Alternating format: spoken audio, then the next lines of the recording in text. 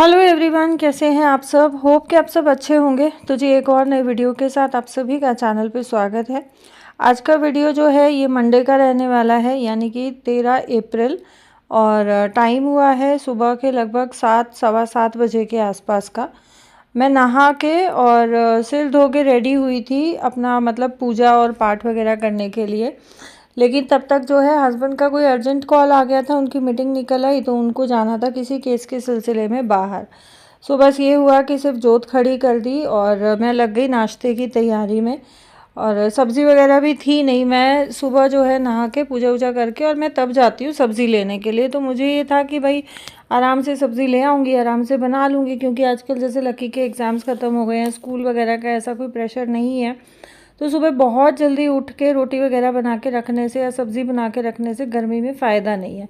तो बस यहाँ पे जो है मैंने आटा लगा दिया था, आटा लगा के और मैं फटाक से चली गई थी सब्ज़ियाँ लाने के लिए, क्योंकि नाश्ता बनाने के लिए सब्ज़ी मेरे पास थी नहीं। जैसा मैंने लास्ट ब्लॉग में आप लोगों के साथ शेयर किया कि मैं एक दिन पहले ही जो है मम्मी के यहाँ से आई थी। तो बस इस वजह से अभी सब्जियां वगैरह मैंने ली नहीं। मैं गई थी सब्ज़ी वाले भैया के पास, बट रात को जो है सब्जियां सब ख़त्म हो गई थी। तो मेरा ये था कि सुबह में जाके और मैं 1-2 टाइम की सब्ज़ी ले आऊँगी। सो यहाँ मैं जो है लेके आई थी मशरूम। तो आज मैं बनाने वाली हूँ मशरूम। और लहसुन जो है वो मैं छील के गई थी, क्योंकि लहसुन मेरे पास रखा हुआ था। सो सब्ज़ियाँ फ़िलहाल मैंने सारी पॉलीथीन में एज़ इट इज़ रख दी हैं। नाश्ते का काम ख़त्म करके जब मैं अपने किचन को क्लीन करने लगूंगी, मैं तभी जो है सब्ज़ियाँ सारी अरेंज करके रखूँगी। यहाँ जो है पहले मुझे ये था कि मैं सिर्फ प्याज की सब्ज़ी बना देती हूँ, प्याज जो है वो जल्दी बन जाता है, खाली प्याज की जो सूखी सब्ज़ी बनती है और काफ़ी टेस्टी भी लगती है। बट फिर मुझे ये हुआ कि मैं एक पैकेट मशरूम लेके आई थी, तो थोड़ा सा इसमें मशरूम भी डाल देती हूँ। तो मैंने पहले प्याज निकाले थे प्याज की सब्ज़ी के हिसाब से, बट फिर मैंने प्याज जो है वो चॉप किए मशरूम की सब्ज़ी के हिसाब से, क्योंकि अब जो है हम 3 जने ही हैं। हस्बैंड जो है वो अब चले जाएंगे, उनका भरोसा नहीं है कि शाम को वापस आएंगे या फिर वो स्टे करेंगे नाइट को। तो मैं और लकी हैं, और बहुत ज़्यादा सब्ज़ी बना के रखने से कोई फ़ायदा नहीं है, क्योंकि दोनों टाइम जो है सब्ज़ी अलग अलग बनती ही है। एक टाइम की सब्ज़ी हम लोग दूसरे टाइम में यूज़ नहीं करते हैं। अगर सपोज़ सुबह में थोड़ी बहुत रह भी गई ना, तो उसको हम दिन में ले लेते हैं, लेकिन रात की सब्ज़ी सुबह में जो है वो मैं यूज़ नहीं करती हूँ। अगर बचती भी है तो उसको मैं डिस्कार्ड कर देती हूँ। सो यहाँ पे जो है प्याज टमाटर सब मैंने सारी चीज़ें अच्छे से चॉप कर ली है, हींग जीरा तेल में भून के। और मैंने साबुत लहसुन की कलियाँ डाली है, बहुत टेस्टी लगती हैं। जैसे लहसुन भुना, मैंने इसमें चॉप किया हुआ टमाटर डाल के बेसिक मसाले ऐड कर दिए, हल्दी, नमक, धनिया पाउडर और लाल मिर्च पाउडर। मेरे पास देगी मिर्च नहीं थी, तो मैंने कश्मीरी लाल मिर्च डाली है। और आप अगर थोड़ा तीखा खाना पसंद करते हैं तो इसी टाइम पे इसमें लाल मिर्च, जो सूखी हुई लाल मिर्च होती है ना, वो कूट के डाल सकते हैं, या हरी मिर्च कूट के डाल सकते हैं। जैसे ही टमाटर भुना, मैंने इसमें प्याज डाल के और तेज़ गैस पे प्याज को पका लिया, क्योंकि प्याज जो है वो पानी छोड़ता है। अगर हम सिम गैस पे ढक के पकना छोड़ते हैं ना, तो इसमें पूरा पानी पानी हो जाता है, सब्ज़ी बनने में काफ़ी टाइम लगता। तेज़ गैस पे मैंने प्याज पका के उसमें मशरूम डाला। मशरूम पकने में 2 से 3 मिनट लगता है। सिम गैस पे ढक के पकाया, और जब पक गया उसके बाद मैंने इसमें हरी मिर्च स्लिट करके और धनिया ऐड किया है। मैं इसको ढक के और 1 से 2 मिनट के लिए जो है बिल्कुल सील पैक करके रख दूँगी, ताकि जो हरी मिर्च है उसका फ्लेवर इसमें अच्छे से आ जाए। और हस्बैंड जो है उनके लिए मैं बनाती हूँ चने की रोटियाँ। तो यहाँ पहले मैं हस्बैंड का ही नाश्ता तैयार कर रही हूँ। सो मैं उनके लिए बना रही हूँ चने की रोटी। चने की रोटी शुगर वाले के लिए बहुत अच्छी होती है, कोलेस्ट्रॉल वाले के लिए बहुत अच्छी होती है। जिनके भी घर में कोई शुगर पेशेंट है और आप अगर उनको गेहूं की रोटी दे रहे हो, तो आप ये लगा लो कि हम लोग खुद ही शुगर पेशेंट का शुगर बढ़ाने की तैयारी बहुत ज़ोरों शोरों से कर रहे हैं, क्योंकि गेहूं के आटे में ग्लूटेन होता है, और ग्लूटेन जो है शुगर को बहुत ज़्यादा बूस्ट करता है। सो हमें कोशिश करनी चाहिए कि शुगर पेशेंट के लिए हम ग्लूटेन फ्री ब्रेकफास्ट, लंच और डिनर ही रेडी करें। और टाइम टू टाइम मैं आप लोगों के साथ जो है ग्लूटेन फ्री बहुत सारी ईजी ऐसी क्विक और डिलीशियस टेस्टी रेसिपीज़ जो है वो शेयर करती रहूँगी।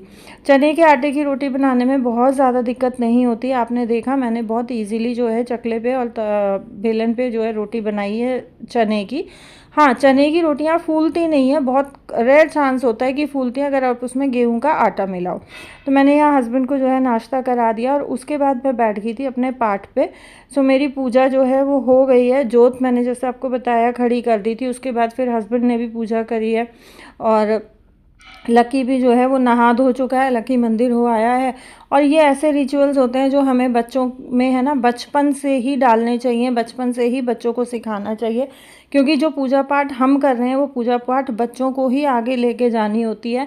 ऐसा होता है कि जो माँ बाप ने पूजा पाठ करी होती है ना, वो बेटा आगे लेके जाता है पीढ़ी में।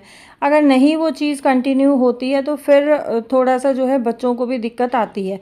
तो बेटर ये है कि हम बचपन से ही बच्चों को सिखाएं पूजा पाठ की, अपनी नियम पद्धति की हम किस तरीके से कर रहे हैं। जितना हम कर रहे हैं उतना बच्चे ना करें, सिर्फ जोत बत्ती करके, जोत खड़ी करके और थोड़ा अपने इष्ट को, अपने पितृ देवता को, कुल देवता को, कुल देवी को याद कर लें, नमन कर लें उनका। और बच्चों को हनुमान चालीसा बहुत ज़रूर से आना चाहिए, हमारे सनातन धर्म के बच्चों को। और ये हम पेरेंट्स की जिम्मेदारी होती है कि हम बच्चों को ये सब चीज़ें सिखाएं। तो मैंने बच्चों को जो है बचपन से ही आदतें डाली हुई हैं। मेरे बच्चे स्कूल भी जाते थे, छोटे छोटे थे, जब उनको माचिस नहीं चलानी आती थी तो जोत मैं खड़ी करके देती थी। जोत वो खुद, जैसे जोत बना दी, घी डाल दिया, उसके बाद उसको माचिस नहीं चलानी आती थी तो मैं खड़ी करके देती थी। लेकिन बच्चे मेरे दोनों ही बचपन से हनुमान चालीसा करते हैं। और ये चीज़ें बहुत ज़्यादा ज़रूरी भी हैं आने वाली पीढ़ी के लिए भी, जो हमारे बच्चों के बाद जनरेशन आने वाली है उनके लिए भी ये चीज़ें हमारे बच्चों को पता होनी बहुत ज़रूरी है। क्योंकि हमारे बच्चों को पता होंगी तभी वो अपने आने वाली जनरेशन्स को ये सब चीज़ें सिखा पाएंगे। तो यहाँ मैंने सुबह जो है नहाने से पहले मशीन लगा दी थी। किचन के जितने भी कपड़े थे वो सारे छालने वगैरह जो रहते हैं, नैपकिन होते हैं किचन के, वो मैंने धो दिए थे। वो टब में ही रखे हुए थे, फैलाए नहीं थे। और मैंने साथ साथ जो है चादरों का लॉट लगा दिया था, क्योंकि चादरें आपको, जैसे मैंने लास्ट व्लॉग में शेयर किया था, सारे ही बेड की और सारे घर की चादरें वगैरह चेंज हुई थी।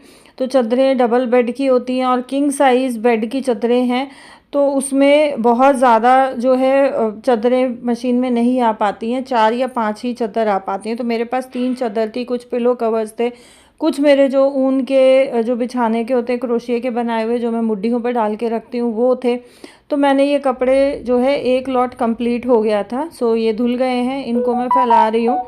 और यहाँ ना सोसाइटीज़ में आप रह लो, लेकिन सोसाइटी में रहने के जितने फ़ायदे होते हैं उतने ही नुकसान भी होते हैं। अब यहाँ सामने की साइड पे जो है मैं बेडशीट सुखाने लगी थी। मुझे ये था कि 5-6 रस्सियाँ हैं तो सब पे सिंगल सिंगल आ जाएगी तो जल्दी सूख जाएगी, मैं और मशीन जो है कपड़ों की धुलने के लिए लगा दूँगी। बट ऊपर किसी फ्लोर से उन्होंने अपने पौधों में पानी डाला होगा और पूरा ऐसे बारिश की तरह पानी गिर रहा था। यहाँ मैं बार बार ना गार्ड भैया को देख रही थी, क्योंकि मैंने गार्ड रूम पे कॉल करके बोला था कि ऊपर वालों को बोलो पानी नहीं डालें, मेरे कपड़ों पे पानी आ रहा है। और यहाँ जो है मैं ये बेडशीट्स वगैरह सुखा रही थी, तो तब तक जो है भैया इस साइड आ गए थे और वो चेक कर रहे थे कि कौन से फ्लोर से आ रहा है। क्योंकि ये चीज़ भी ना बड़ी डिफ़िकल्ट हो जाती है पर्टिकुलर पकड़ना कि किस फ्लोर से, किस फ्लैट से पानी आ रहा है, क्योंकि ऑलमोस्ट सबके फ्लैट्स में शेड लगी हुई है। तो जब शेड से टपकता है ना तो समझ में नहीं आ पाता है। और यहाँ मैं गार्ड भैया से ही बात कर रही थी, तो गार्ड भैया कहने लगे आपके ऊपर वालों के यहाँ से, 5th फ्लोर वालों के यहाँ से आ रहा है, मेरा फ्लैट 4th फ्लोर पे है।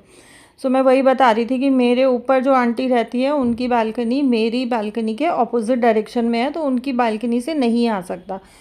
5th फ्लोर में मेरी इस बालकनी के ऊपर रूम है, तो वहाँ से कैसे पानी आएगा।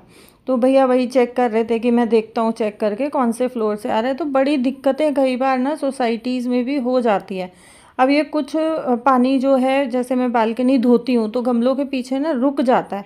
इस बालकनी का जो ढाल है वो नाली की तरफ ना होके इस गेट की तरफ कॉर्नर में है, तो कुछ पानी इधर इकट्ठा हो जाता है। तो ये पानी जो है मुझे बालकनी धोने के आधा पौना घंटे के बाद जो है निकालना ही पड़ता है। और ये मेरी डेली की ड्यूटी है कि जैसे बालकनी धो दी उसके बाद आधे पौने घंटे बाद ये पानी पूरा धीरे धीरे रिस रिस के बालकनी में फैल जाता है, तो ये दोबारा से निकालना पड़ता है। लेकिन गर्मी और धूप इतनी ज़्यादा है कि ये साथ साथ जो है सूख भी जाता है, तो बालकनी थोड़ी सी साफ़ हो जाती है। और पोछा लगाने से अच्छा ना मुझे यही लगता है कि 2 बाल्टी पानी मारो, क्योंकि पौधों के नीचे की भी जो है मिट्टी, पत्ते वगैरह जो झड़ते हैं वो अच्छे से गमलों के नीचे से साफ़ सफाई हो जाती है। यहाँ जो है मैं आटा, चावल और चने का आटा ये सब लेके आई थी, बट ये मैंने रिफ़िल नहीं किया था डब्बों में। और जब मैं गई थी तो उस टाइम पे थोड़ा थोड़ा बचा हुआ था, तो मुझे यही था, आइडिया तो मुझे था कि भाई ये कितना है, कितने दिन चलेगा, और मैंने मम्मी के यहाँ जाना ही है, तो मैं लेके नहीं आई थी कि वापस आने के बाद ही लेके आऊँगी, क्योंकि जब तक हम आएंगे जब तक ये रखा रहेगा। और गर्मियों में क्या रहता है, गेहूं का आटा, चने का आटा या चावल वगैरह आप स्टोर करके रख लेते हो ना, तो उसमें सुरसी या पिड़ाई गर्मी के कारण हो ही जाती है।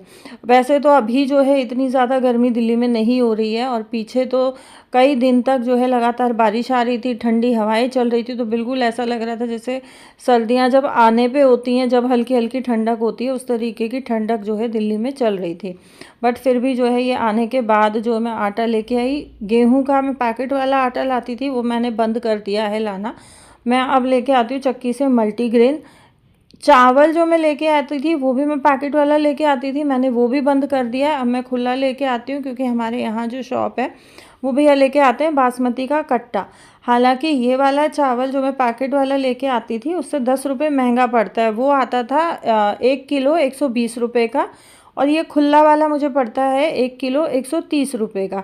बट पैकेट वाले चावल से ये वाला चावल ज़्यादा बेटर है, अच्छा भी बनता है, लंबा लंबा बनता है और खिला खिला बनता है। सबसे बड़ी बात है कि ये वाला चावल ना हैवी नहीं है, आप कितना मर्जी खा लो, लेकिन ऐसे होता है ना कि कई बार जैसे आप थोड़ा सा भी चावल खा लेते हो तो बहुत हैवी फील होता है, तो इस वाले चावल में वो चीज़ नहीं है।